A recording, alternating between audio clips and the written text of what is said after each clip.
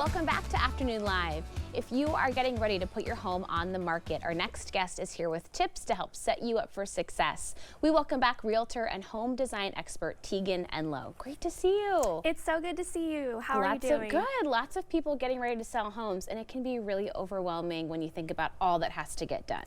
Yes, and I spend a very large amount of time helping people prep their homes for sale, going through houses that are currently for sale. So I have seen it all, and I know what works well. Let's talk about, you have some great ideas and some photos that we can kind of display what we're talking about here. First, remove all of your personal photos and displays that are just kind of specific to you and your family. Tell me about that process. Yeah, well, so I think that people are used to hearing that tip, but they probably think of it in terms of like privacy or security. I look at it from the standpoint, I mean, that's important too, but when someone walks into your home, you don't want them to feel like they're in your space per se. You want them to walk in and visualize how they would use it to live there. And if they get the feeling that they're in someone's home, you know, you kind of like, you don't want to touch things, you're like nervous you'll bump something. Sure. You want them to walk in and just feel really at home. And so taking the photos down, kid art, that kind of stuff really helps with that. It's more of a blank canvas where they can imagine their own things filling up the space and making it personal to them. Okay, kind of a lot of work, but you're going to get more bang for your buck if you kind of make the investment of time. It's starting to pack early. There you go.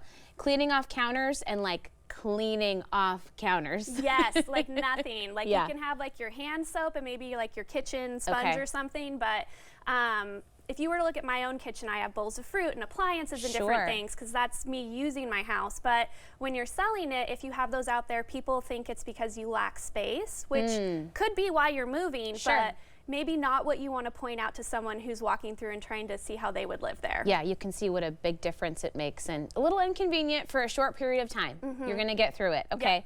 Pack away all items that don't have a specific home, like kids' toys and just stuff that accumulates. Random, like baskets that are on the floor, litter boxes. I always tell people if you have a cat, let's put the litter box somewhere else for during this time. Kids' toys that are kind of all over. Just things that you might look at and go, I have it there because I use it a lot, but if someone were to come in, it would feel really crowded and like the space isn't big. Sure. Do you have folks that kind of struggle to find storage for those things on a short-term basis? No, most of the time what I tell people is you can start packing your garage. Like just put stuff in boxes, set it up in there. People expect to go into the garage and see that you've maybe started to like thin out and get ready for the move. That makes sense. And I've never had a buyer walk through a garage with a bunch of boxes and be like, oh, I can't see it now. I can't tell if this is the garage. The garage is our safe space for the stuff. Yes, just move it in there. Just pack it up early. Speaking of, thin out the closets. That's a great tip. Well, yes. I mean, most closets are really full. Yes. Like my linen closet is overflowing, my clothing closet is overflowing. Yep, that's what mine looks like right there. That is my linen closet. That is my actual closet. And I did not make it look pretty before I took that picture. That's reality. That is exactly what it looks like. And if someone were to open that, they would go, wow, maybe they need more space, which in truth, I just needed to do a little bit of a purge, right? Like I had too many old, sheets and towels and things.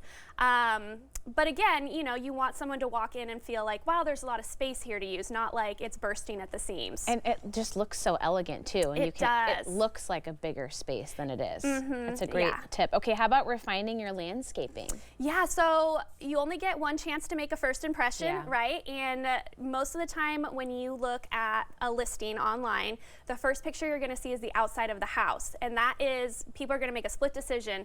Do I want to keep swiping through all the pictures and look and see if this is the one, or am I exiting out right away because it's just not right? Okay. So landscaping is probably, if you're going to invest any money in anything that's like an actual like fix of your home as opposed to just organizing. Okay. That's the one that gives you the most bang for your buck. Here's an after photo that's just nice and clean, and you can kind of see the possibilities in that image. You don't have to put a bunch of flowers in, but clean and like straight, like clean lines and there you go.